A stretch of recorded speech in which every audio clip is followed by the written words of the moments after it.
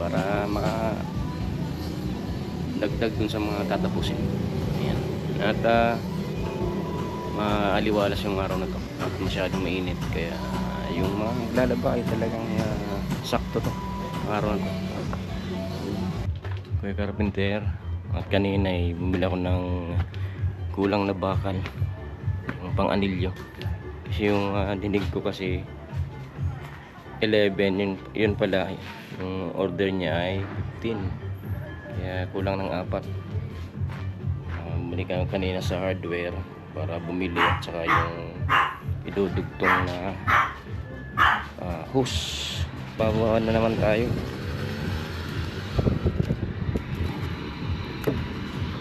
Muna update natin yan mga gawin. Abang-abang na lang po hanggang sa muli.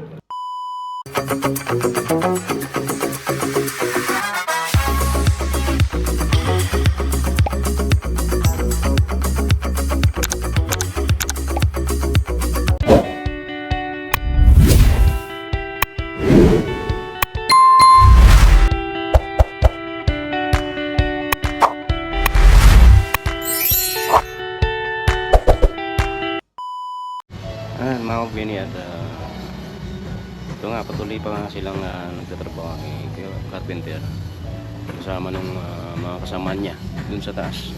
Kahit na mainit ay talagang binabanatan nila yung gawain dun para dagdag dun sa mga tatapusin. Ayan.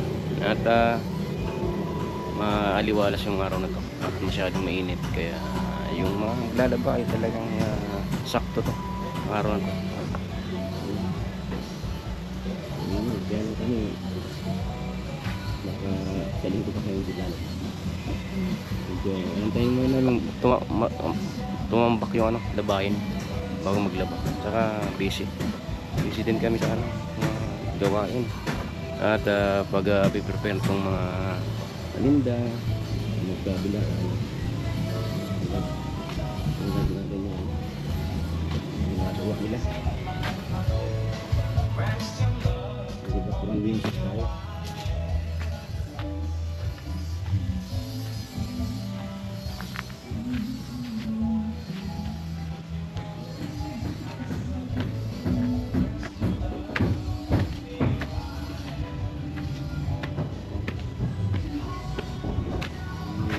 Carpenter kasi ang taga-putol at pinapang-anilyo. Yung sama niya ay dun sa taas yung ginagawa. Yung sila nagpuporma, at baka mamaya magbuhos na naman dun sa mga naporman na lang poste. Kaya tayo, bibilad na lang tayo sa araw. Uy!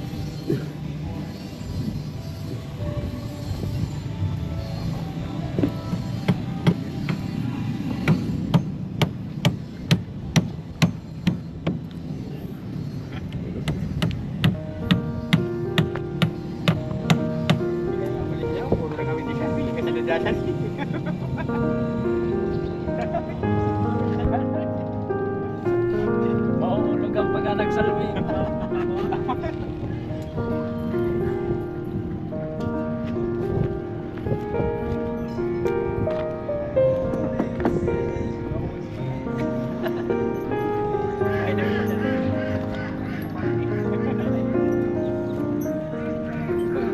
Partner, dali ka sa partner mong pilay. Maray kong pilay sana.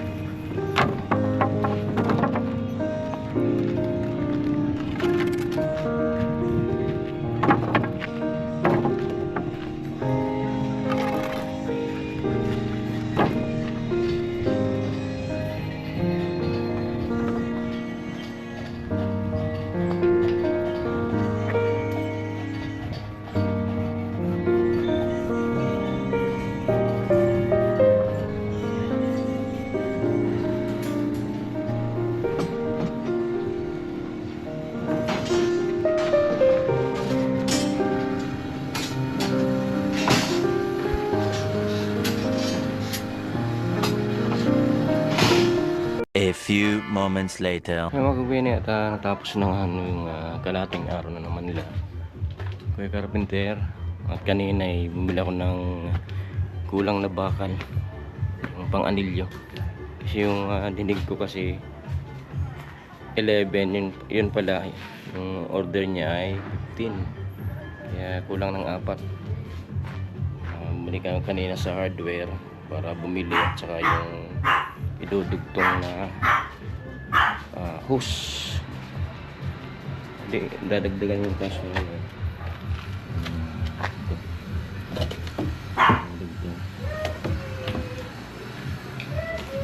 Dagdagan yung taas ng posto.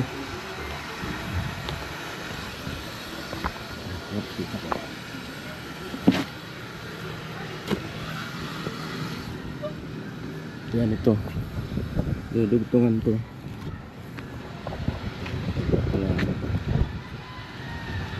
Kasi ipapataasan yung costo. Kunti lang. Dito na sila mag-anilyo. Kaya yan. Ubusan na naman ito. Dalawa. Kung makakasama pa yung dalawa doon.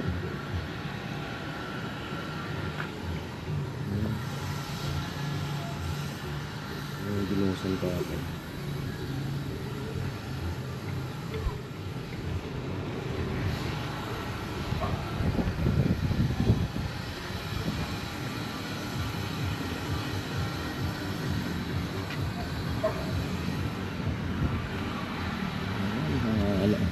Tingnan na lang natin mamaya kung matatapos na. Maya may pabalik na yun dito. Para pagpatuloy itong ginagawa nila dito sa taas. Babawaan na naman tayo.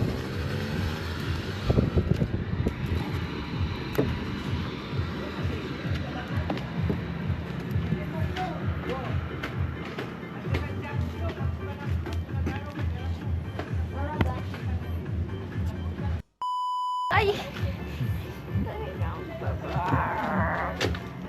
Uling. Gising pa lang. Dito siya natulog kagabi. Hindi na siya pumunta dun sa kabilang bahay. Ano na naman? Dito na dumiretso sa boulevard. Nadatnan kami na pasarado na.